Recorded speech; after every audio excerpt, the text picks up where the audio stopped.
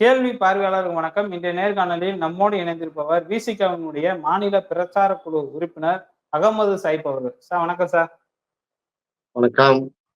Sir இன்றைய தினம் செந்தில் பாலாஜி 471 நாட்கள் சிறைவாசம் அடைந்து விடுதலை ஆயிருக்காரு. உச்சநீதிமன்றத்துல இன்று பல்வேறு விசாரணைகள் நடைபெற்றதாக பல்வேறு கருத்துக்கள் வருகின்றன. இந்த சம்பவத்தை நீங்க எப்படி சார் பாக்குறீங்க? செந்தில் பாலாஜி அமைச்சருடைய வழக்கில் அது நான் பெயிலபிள் கிடையாது. பிணை வழங்கக்கூடிய சட்டப்பிரிவில் தான். ஆனா பிணை வழங்கப்படவில்லை. காரணம் பல அரசியல் காரணங்கள் என்று சொல்கிறார்கள். குறிப்பா அவரை ஜாமீன்ல வெளியிட்டானா சாட்சிகளை அவர் கலைப்பார், வேற நாடுகளுக்கு தப்பி ஓடி விடுவார், இப்படி எல்லாம் காரணங்கள் சொன்னார்கள் ஈடியிலிருந்து. இப்போ உச்ச நீதிமன்றத்துல இன்னைக்கு வாத பிரதிவாதம் நடைபெற்று அவர் 25 லட்சம் ரூபாய் பொறுமதியான 2 ஜாமீன்தார்கள் அவர் காட்ட வேண்டும். ஒவ்வொரு வெள்ளிக்கிழமையும் என்ஃபோர்ஸ்மெண்ட் டைரக்டரேட் இடி ஆபீஸ்ல என்ன செய்யணும், அமலாக்கத்துறையில அவர் கையெழுத்திட வேண்டும். அதுபோல அவர் சாட்சிகளை கலைக்க கூடாது. இந்த நிபந்தனையின் அடிப்படையில இன்றைக்கு பிணையில விடுவிக்கப்பட்டிருக்கிறார். அதற்கு தமிழ்நாடுடைய முதலமைச்சர் ஸ்டாலின் அவர்கள் வருக வருக என்று வரவேற்பதாக வாழ்த்து தெரிவித்திருக்கிறார். குறிப்பாக முன்பை விட அதிக உரம் வாய்ந்த செந்தில் பாலாஜியாக வெளியே வருகிறார் என்ற ஒரு மகிழ்ச்சி திளைப்பில ஒரு கருத்தை தெரிவித்திருக்கிறார். உச்ச நீதிமன்றத்திலே பொறுத்தவரையில இந்த பிணையை வழங்கிய நீதியரசர்கள் அபே ஓகா அவர்களும் அகஸ்டின் ஜார்ஜ் அவர்களும் பை டிவிஷனல் பெஞ்சில தான் இன்னைக்கு இந்த விசாரணை நடைபெற்றது. கடுமையான வாத பிரதிவாதம். ஈடி தரப்புல அரசாங்கத்துடைய தரப்புல இருந்து துஷார் மேத்தா சொலிசிட்டர் ஜெனரல் மூத்த வழக்கறிஞர் அவர் ஆஜராகி இவரை வெளியே விடக்கூடாது என்கிற மாதிரியான வாதங்களை எடுத்து வைத்தார். செந்தில் பாலாஜி தரப்பிலிருந்து முகுல் ரோத்தகி அவரு மூத்த வழக்கறிஞர், அதுபோல சித்தார்த் லூத்ரா ஸ்ரீமதி வழக்குல அந்த பாதிக்கப்பட்ட தாய்க்காக வழக்காடி உயர் நீதிமன்றம் மദ്രാஸ் உயர்நீதிமன்றத்துடைய நீதியரசர் அவருடைய இளந்தரையன் அவர்களுக்கு ஒரு குட்டு வாங்கி கொடுத்த ஒரு வழக்கறிஞர், ரொம்ப திறமையான வாதம் வைக்கக்கூடியவர். ஆக இரு தரப்பாருமே மிக மூத்த வழக்கறிஞர்கள் திறமையாக வாதத்தை வைத்து அவர்கள் இன்னைக்கு சட்ட போராட்டம் நடத்தினார்கள். இறுதியில நீதியரசர்களாக இருக்கக்கூடிய அபய் ஓகா அவர்களும் அகஸ்டின் ஜார்ஜ் அவர்களும் இல்லை, பிணை வழங்குவதுதான் சரி என்று முடிவெடுத்து இன்றைக்கு செந்தில் பாலாஜி அவர்களுக்கு ஜாமீன் வழங்கியிருக்கிறார்கள். ஜாமீன் இப்ப செந்தில் பாலாஜி அவர்களுக்கு வழங்கியிருக்காங்க. இப்ப அடுத்த கட்டமா அந்த வழக்கை எந்த மாதிரியான கொண்டு போற மாதிரி இருக்காங்க? செந்தில் பாலாஜி தரப்புடைய மூத்த வழக்கறிஞர்கள் அவர் முடிவெடுப்பார் என்று நினைக்கிறேன். ஏன்னா 3000 பக்கம் சார்ஜ் ஷீட், குற்றப்பத்திரிகை 3000 பக்கம் இருக்கிறது. நாம் ஆரம்பத்திலேயே சொன்னோம், செந்தில் பாலாஜி அவர்கள் நிரபராதியா குற்றவாளியா என்பதை நானும் நீங்களும் முடிவு செய்ய முடியாது. அது நீதிமன்றங்கள் முடிவு செய்ய வேண்டும். ஆனால் அவர் கைது செய்யப்பட்டது குற்றம் நிரூபிக்கப்பட்ட ஒரு குற்றவாளியாக கருதி அவர் ட்ரீட் பண்ண மாட்டார். அவரை ஈடி கையாண்டாங்க. குற்றம் நிரூபிக்கப்பட்டவர் அல்ல, குற்றம் சுமத்தப்பட்டவர், விசாரணை கைதியாகத்தான் வைத்திருந்தார்கள். அப்ப 471 நாள், சற்றப்ப 15 மாதங்கள் அவரை சிறையில் அடைத்திருக்கிறார்கள். செந்தில் பாலாஜி அவர்களை பொறுத்தவரையில ஒரு அமைச்சர், ஒரு அரசியல்வாதி, யார் அவர் மீது வழக்கை தொடர்ந்தார்களோ அவருடைய அமைச்சர்களே அப்ப இருக்காரு. இதான் அது பியூட்டி, நீங்க பார்க்கணும். இந்த வழக்கை தொடர்ந்தது திமுக அரசு 2014 அவர் அதிமுகவில் அமைச்சராக இருக்கும் போது திமுக தரப்பிலே தொடரப்பட்ட வழக்கு. இன்றைக்கு அவர் திமுகவுக்கு மாறி முக்கிய அமைச்சர் பதவியில வைத்துக் கொண்டிருக்கிறார். இன்னைக்கு திமுக நினைச்சிருந்தா அந்த வழக்கை வாபஸ் வச்சிருக்கலாம், ஆனா வைக்கவில்லை. அது வழக்கு வழக்கின் அடிப்படையில போகட்டும் என்று சொல்றது. அதுலதான் என்ன செஞ்சு இடி எல்லாம் உள்ள என்ஃபோர்ஸ்மெண்ட் டைரக்டர் எல்லாம் உள்ள அந்த வழக்கு மிகப்பெரிய ஒரு பிரச்சனையாக முடிந்தது. இன்றுமே நம்ம சொல்கிறோம், செந்தில் பாலாஜி அவர்கள் கைது செய்யப்பட்ட விதமே தவறு என்று சொல்கிறோம். அவர் குற்றவாளியா நிரபராதியாக நம்ம சொல்ல முடியாது. அவர் குற்றம் மற்றவர் என்று நாம் சொல்ல இயலாது. அவர் ஊழல் குற்றச்சாட்டுக்கு அப்பாற்பட்ட நாம் சப்பக்கட்டை கட்டி பூசி முழவுல, அதே நேரத்தில் அவர் குற்றவாளி ஊழல் பண்ணான்னு சொல்றதுக்கு முகாந்திரம். ஏன்னா வழக்கு விசாரணையில் இருக்கிறது, நீதிமன்றம் அதை சொல்ல வேண்டும். அதற்கு முன்னாலே இவரை வெளியிலேயே வர முடியாது. ஒரு நான் பெயிலபிள் செக்ஷனை டீல் பண்ண மாதிரி நீங்க டீல் பண்ணீங்கன்னா அதுக்கு சட்ட முரண்கள், அதுல நிறைய சட்ட முரண்கள் இருக்கு. இன்றைக்கு வழக்கறிஞர் அந்த வாதத்தை தான் எடுத்து வைத்தார்கள். உச்ச நீதிமன்றத்துல. இப்ப வேற என்னங்க சார் அந்த வழக்கு சம்பந்தமான வாதங்கள்லாம் நடைபெற்றிருக்கு? இந்த இல்ல அந்த சார்ஜ் ஷீட்ல குற்றப்பத்திரிகையில் இருக்கக்கூடிய விஷயங்களை வந்து ஒவ்வொன்றாக அவர்கள் வந்து தவறு என்று நிரூபிக்க வேண்டும். அது வந்து முதலாவதாக டிஸ்சார்ஜ் பெட்டிஷன் போட வேண்டும். இந்த என்போர்ஸ்மென்ட் டைரக்டரேட் இடி உடைய அந்த வாதத்திற்கும் எனக்கும் எந்த சம்மதமும் இல்லை. மணி லாண்டரிங் ஆக்ட், அதாவது சட்டவிரோத பண பரிவர்த்தனை பண்ணியிருக்கதான்னு சொல்லியிருக்காங்க. நான் எந்த பேங்க்ல எப்படி பண்ணினேன், ஹவாலாவா யார்கிட்ட கொடுத்தனா, அதுக்கு ஏதாவது ரெக்கார்ட்ஸ் இருக்குதா, எந்த வெளிநாட்டுக்கு நான் வந்து சட்டவிரோதமா பண பரிவர்த்தனை பண்ணினேன், அல்லது இந்தியால இருக்கக்கூடிய எந்த மாநிலத்துக்கு யாருக்கு நான் பண்ணேன், அதுக்கு எவ்வளவு விட்னஸ் என்ன என்பதை எல்லாம் வந்து இவர்கள் என்ன செய்ய வேண்டும், மறுத்து அப்படிப்பட்ட தகவல் அந்த சார்ஜ் ஷீட்டில் இருக்கும் பட்சத்தில் அதை மறுக்க வேண்டிய கட்டாய பொறுப்பு வந்து செந்தில் பாலாஜி தரப்புக்கு இருக்கிறது. அதைத்தான் அவர்கள் செய்வார்கள் என்று நினைக்கிறேன். குறிப்பாக அவர் மேல் போடப்பட்ட பிஎம்எல்ஏ வழக்கை பொறுத்த வரைக்கும் மணி லாண்டரிங் ஆக்ட், பிஎம்எல்ஏ ஆக்டை பொறுத்த வரைக்கும் நான் பெயிலபிள் அஃபென்ஸாக அவர் குறிப்பிடப்படவில்லை. செக்ஷன் 437 சிஆர்பிசியை பொறுத்தவரையில பெயில் உடைய பிரின்சிபல் என்னன்னா, fail is a right if the offense is bailable and bail is a matter of discretion if offense is not bailable. புரியுதா? பெயில் என்பது வந்து நான் பெயிலபிள் கேஸ்ல வந்து கண்டிப்பா கொடுத்தாக வேண்டும். அதே நேரத்துல பிணையில் வர முடியாத அந்த செக்ஷன் இருந்துச்சுன்னு வைங்களேன், அதற்கு வந்து கோர்ட் டிசைட் பண்ணணும். முகாந்திரத்தின் அடிப்படையில் அவங்க என்ன செய்யணும், முடிவு பண்ண வேண்டும். புரிந்து கொள்வதற்காக சொல்கிறேன். ஒருவர் வந்து என்ன பண்ணிட்டாரு, ஒருவரை அநியாயமான முறையில கொலை செய்து விட்டார். அவருக்கு தண்டனை வந்து என்னன்னா ஆயுள் தண்டனையோ தூக்கு தண்டனையோ விதிக்கப்படும். அது ஒரு 5 ஆண்டு காலமோ 7 ஆண்டு காலமோ சிறையில வைப்பார்கள். உண்மையிலேயே அந்த குற்றம் நிரூபிக்கப்படுமானால் அந்த தண்டனை வரும். குற்ற விசாரணையின் போது அவர் சம்பந்தப்பட்ட குற்றவாளி என்ன செய்வாருன்னா, பிணைக்காக வந்து என்ன செய்வாரு, அவரு விண்ணப்பிப்பார். நீதிமன்றங்கள் வந்து அவருடைய மனுவை ஏற்று அவருடைய கடந்த கால வாழ்க்கையை பார்க்கும். உண்மையிலேயே இவர் வந்து குற்றவாளி தானா, இவர் ஹேபிச்சுவல் அஃபண்டரா, ஒரு வளமையாக குற்றம் செய்யக்கூடியவரா என்பதெல்லாம் பார்த்து பிணை வழங்கக்கூடிய முடிவை நீதிமன்றம் எடுக்கும். ஆனா இந்த இறுதி தீர்ப்பு என்பது விசாரணை எல்லாம் முடிந்த பிறகு, ஆர்கியூமெண்ட் எல்லாம் முடிந்த பிறகு அவர் குற்றவாளியா நிரபராதியா என்பதை வந்து நீதிமன்றம் முடிவு செய்யும். இப்ப நம்முடைய கேள்வி என்னன்னா, செந்தில் பாலாஜியுடைய அந்த விஷயத்துல அவர் விசாரணை கைதியாக இருக்கும் போது அவருக்கு பெயிலே வழங்க மாட்டோம், அவர் வந்து சாட்சியை கலைப்பார்னா வந்து சொல்றது வந்து ஒரு ஏற்புடைய வாதமாக நீதியாசிரியர்களுக்கு தெரியவில்லை. அதனால்தான் என்ன செஞ்சுட்டாங்க, இன்னைக்கு பெயில்ல வெளியிட்டு இருக்காங்க. வெளியில இருக்கிறதுக்கான வாய்ப்பு இருக்கா? அல்லது மீண்டும் வந்து இப்ப கையெழுத்து போடாத பட்சத்துல சில ஏதாவது ஒரு அம்சங்களை வைத்து அவர் மீண்டும் சிறைப்படுத்துவதற்கான வாய்ப்பு இருக்கிறதா? சிறைப்படுத்துவது சொன்னால் எப்படின்னு செய்யலாமே. அவர் அமைச்சராக இருக்கும் போதே சிறையில கொண்டு வச்சாங்களா இல்லையா? இது முழுக்க முழுக்க வந்து அரசியல் ஒரு கால் புரட்சியா தான் நாம் பார்க்கிறோம். இன்றைக்கு வந்து அவருடைய வெளியிலே வந்தது கூட விமர்சிக்கக்கூடிய அரசியல் தலைவர்களா இருக்காங்க. திரு சீமான் அவர்கள் வந்து விமர்சனம் பண்ணியிருக்காரு. அவர் என்ன பெரிய தியாகியா, செக்கெழுத்த செம்மலா, அவருக்கு வருக வருகன்னு பட்டாசு வெடித்துலாம் வரவேற்கிறீங்க. அதிமுகல இருக்கும்போது அவர் ஊழல்வாதின்னு நீங்க கேஸ் போட்டீங்க. இப்ப திமுக இருக்கும்போது அவர் தியாகி மாதிரி நீங்க வரவேற்கிறீங்களா என்றெல்லாம் வந்து சொல்கிறார். மேட்ரு அது அல்ல. திரு சீமான் அவர்கள் தெளிவாக அதை புரிந்து கொள்ள வேண்டும். இதே மாதிரி திரு சீமான் அவர்களையும் அநியாயமாக கைது செய்து அவரை வந்து உள்ள வைத்தான்னு சொன்னான்னு வைங்களேன், விசாரணை கைதியா வைத்திருக்க சீமான் அவர்களை நாங்க கத்துவோம், அப்படி வைக்கக்கூடாது, அவருக்கு பெயில் தான், அவருடைய வழக்கு வரட்டும், அவருடைய குற்றவாளியா நிரபராதியாங்கிறது வந்து கோர்ட் முடிவு செய்யும், நீ எப்படி உள்ள வைப்பா அப்படி என்று கேட்க வேண்டும். கேட்டிருக்கிறோம். கேட்டாங்களா இல்லையா? இது வந்து செந்தில் பாலாஜி திமுக அதிமுக என்று இல்லை, நீதிமன்றமும் சட்டமும் எல்லாருக்கும் சமம்.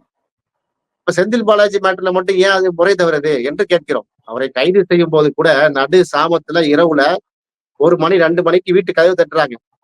நான் கேட்கிறேன், உங்ககிட்ட கேட்கிறேன், இந்த பார்வையாளர்கிட்ட நான் கேட்கிறேன், நம்ம வீட்டுக்கு ஒரு ஆள் ஒரு நைட்டு 1 மணிக்கு கதவு தட்டுறாங்க, அப்படி நீங்க உடனே தொடர்ந்து உள்ள வாங்கன்னு கூப்பிடுவீங்களா?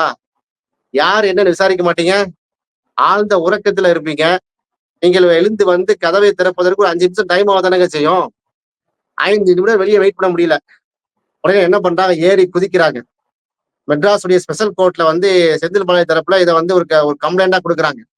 நீங்க ஏன் சிவரேதி குறித்தீர்கள் என்று அந்த இடி ஐடி அந்த ஆபீசர்ஸ் கேட்கிறாங்க.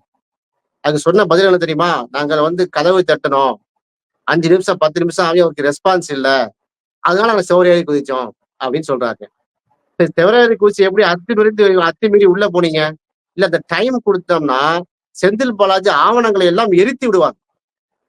என்னமோ ஆவணங்கள் எல்லாம் ஒரு வீட்டுல வச்சு குமித்து வைத்த மாதிரியும், இவங்களுடைய ஆதாரங்கள் எல்லாம் அவங்க வீட்டுல தானே வச்சிருப்பாங்க. ஒரு ஆளு தப்பு செய்யக்கூடியவர்ன்னு சொல்றீங்க, முடிவு பண்ணிட்டீங்க. அவங்க ஆதாரத்தெல்லாம் வீட்டுல வந்து பெட்ரு கீழே வச்சிருப்பான். இந்த கொஞ்சம் ஒரு அறிவா வேண்டாமா? இப்படி பதில் சொன்னார்களுங்க இடி. நம்முடைய தமிழ்நாடு ஸ்பெஷல் கோர்ட்ல வந்து இந்த மாதிரி பதில் சொன்னாங்க. அப்ப இப்படி கேலி கூத்தர் அப்ப திருப்பி அந்த ஜட்ஜை கேட்டார். ஸ்பெஷல் கோர்ட் ஜட்ஜை கேட்டார். நீங்க ஏன் சார்ஜ் ஷீட்டை ஃபைல் பண்ணல? அதாவது மேஜிஸ்ட்ரேட் இந்த பாருங்களேன், a magistrate may release an accused on bail if the charge sheet after investigation has not been filed by the prosecution before the court within 60 to 90 days. இதுதான் வந்து ஒரு 60 நாளுல இருந்து 90 நாளுக்குள்ள வந்து சார்ஜ் ஷீட்டை வந்து என்ன செஞ்சணும், ஃபைல் பண்ணணுங்கிற சட்டம் இருக்கு. நீங்க ஏன் ஃபைல் பண்ணாம வச்சிருக்கீங்கன்னு சொல்லி திருப்பி திருப்பி கேட்ட பிறகுதான் ஒரு 3000 பக்கத்துக்கு என்ன செஞ்சிருக்காங்க, வந்து நீட்டி முழங்கி எழுதியிருக்கிறாங்க. அவங்க ரிமாண்ட் பண்ணதே தவறு, அவரை வந்து அத்துமீறி நுழைந்துதான் நீங்க செய்தீங்க, இப்படி எல்லாம் வாதப்பிரதிவாதம் நடந்துதான் 50வது தடவாக வெற்றிகரமாக 50வது தடவாக என்ன செய்யுது, செந்தில் பாலாஜியுடைய ஜாமீன் மனு ரத்து, 51வது தடவாக ரத்து, 52வது தடவையாக ரத்து, இப்படி எல்லாம் நம்ம செய்திகளை பார்த்தோம். இந்த கேலி கூத்துகளுக்கு வந்து இன்றைக்கு உச்சநீதிமன்றம் முற்றுப்புள்ளி வைத்திருக்கிறது. பிணையில செந்தில் பாலாஜி அவர்கள் வந்து விடுதலை ஆயிட்டாங்க. அடுத்ததாக அமைச்சராக அவர்களுக்கு வந்து தொடர்வதற்கான வாய்ப்பு இருக்கிறதா? அமைச்சராக வந்து தொடரக்கூடாது அப்படிங்கிற எந்த ஒரு ஸ்டேட்மெண்ட்டும் இந்த பெயில் ஆர்டர்ல இல்ல. அவர் வந்து பிணையில வெளியே வந்துட்டால அவர் குற்றவாளி நிரூபிக்கப்படவே இல்லையே, தாராளமா அமைச்சரா தொடரலாம், ஒன்றும் பிரச்சனை ஒன்றும் இல்லை என்றுதான் நான் நினைக்கிறேன். அந்த ஆர்டரை பொறுத்த வரைக்கும் இந்த பெயில் ஆர்டர்ல எதுவுமே சொல்லப்படவில்லை. நான் கேட்கிறேன், செந்தில் பாலாஜிக்கு மட்டும்தான் இந்த பிரச்சனை இருக்குதா? திமுக இருக்கக்கூடிய நிறைய சிட்டிங் அமைச்சர்களுக்கு இது போன்ற ஊழல் குற்றச்சாட்டுகள் வழக்கு நிலுவையில் இருக்கிறது. அண்ணா பெரியசாமி வழக்கை சந்திச்சுதான் இருக்கிறாரு. ஏன் எங்களுடைய தூத்துக்குடி தெற்கு மாவட்ட திமுகவுடைய மாவட்ட செயலாளராகவும் அமைச்சராகவும் இருக்கக்கூடிய அனிதா ராதாகிருஷ்ணன் அவர் மீது தூத்துக்குடி வந்து சிறப்பு ஊழல் தடுப்பு பிரிவு கோர்ட்ல வந்து வழக்கு நடந்துகிட்டு இருக்கு. வழக்குடைய விசாரணை எல்லாம் முடிந்து விட்டது. அதிகாரத்தை, அதாவது தன்னுடைய பதவியை வந்து தக்க வைப்பதற்காக அவர் வந்து நிறைய என்ன செய்யறாரு, சாக்கு போக்கு சொல்றாங்களான்னு எதிர்கட்சிகள் வந்து விமர்சனம் பண்றாங்க. யாரா? அனிதா ராதாகிருஷ்ணன் அமைச்சர் அவர்களை வருமானத்திற்கு அதிகமான சொத்து சேர்த்து விட்டார் என்பது வழக்கு, ஊழல் குற்றச்சாட்டு, ஊழல் வழக்கு இருக்கிறது. அவர் மீது மட்டுமல்ல, அவருடைய மனைவி, அவருடைய மக்கள் எல்லா மேலும் இருக்கிறது. அந்த வழக்கில் கூட சற்றப்ப 6.5 கோடி ரூபாய் ஊழல் செய்து விட்டார் என்பதுதான் அமைச்சர் அனிதா மீதுடைய வழக்கு. அந்த வழக்கில் கூடிய இடி வந்தாங்க. என்போர்ஸ்மெண்ட் டைரக்டர் எங்களையும் ஒரு பார்ட்டியா சேர்க்க வேண்டும், முகாந்திரம் இருக்கிறது. அவர் 6.5 கோடி இல்ல 63 கோடி ரூபாய் நீங்க பண்ணியிருக்காரு, அவரு ஊழல் பண்ணியிருக்காரு என்று அவங்க தூத்துக்குடி செஷன்ஸ்ல வந்து என்ன பண்ணாங்க, சிறப்பு நீதிமன்றத்துல வந்து அவரு தேர்ட் பார்ட்டி இம்ப்ளீடாக வந்தாருங்க.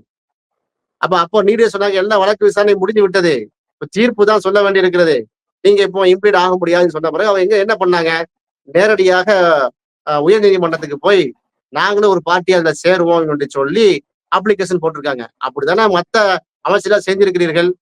ஆனா செந்தில் பாலாஜி எப்படி செஞ்சீங்க? செவரேறி குதிச்சுங்க, வீட்டுல கதவை உடைத்து உள்ளே சென்றீர்கள், தரதரவன் இழுத்து கொண்டு போனீங்க. அவர் நெஞ்சை பிடிச்சிட்டு ஹார்ட் பேஷண்ட் ஆகி அவர் அட்டாக் வந்து ஹாஸ்பிட்டல் அட்மிட் பண்ணார். அந்த ஹாஸ்பிட்டல் பக்கத்திலேயே போய் ஐசி வார்ட்லயே போய் உட்கார்ந்துட்டு இருந்தீங்க. அவர் வந்து ஹார்ட் சர்ஜரி பண்ணிருக்கிறாரா, அவர் இதய நோய் வந்து வந்திருக்கா, உண்மையா இல்லையா டெஸ்ட் பண்ணணுங்கிற அளவுக்கு போனீங்க. அப்போ நீங்க எப்படி வந்து அவரை செந்தில் பாலாஜியை ட்ரீட் பண்ணாங்கன்னா அவர் குற்றவாளிங்கிற முடிவுக்கு வந்துட்டாங்க. செந்தில் பாலாஜி அவர்கள் மீது உள்ள குற்றச்சாட்டு என்ன?